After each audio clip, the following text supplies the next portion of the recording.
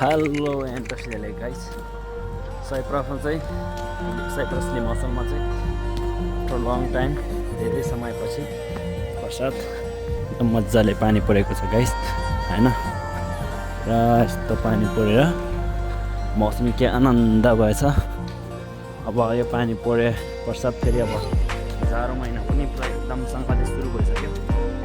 यस्तो बाक्लो बाक्लो यहाँको चिसोले स्यालाक्कै बनाउँछ त हौ गाइस हैन झट्ट लगाएर। तपाईँहरू साइप्रस कुन कुन ठाउँ देख्नुहुन्छ कहाँ कहाँदेखि हुनुहुन्छ भन्नुहोस् गाइस।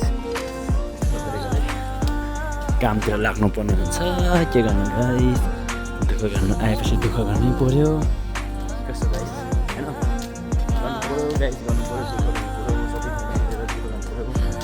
साइप्रस कुन कुन ठाउँबाट हुनुहुन्छ तपाईँहरू सबैजना भन्नुहोस् पानी परेन बिजोको हुन्छ हैन, त्यही भएर टुसुङ टुसुङ भन्दैन गाह्रो छ।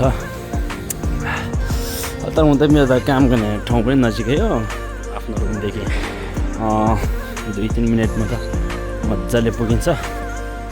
भए तापनि फेरि 2-3 मिनट पनि कन्टिन्यू पानी पऱ्यो भने त फेरि भिजो पो हुन्छ त हौ गाठे। फाइनली यस पानी पऱ्यो भने चाहिँ आनन्द हुन्छ। मौसम पनि क्लियर नै छ हल्का।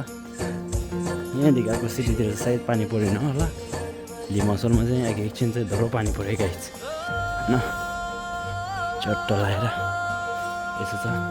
अब मेरो काम गर्ने ठाउँ चाहिँ ट्याङ ट्याङ तुस दुङ दुङ यस सिक्नु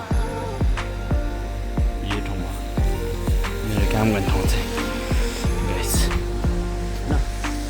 देख्नुभयो होला नि सबैजनाले, कसैले मलाई खोज्नु पऱ्यो भने यो ठाउँमा आउने चट्टा खोज्ने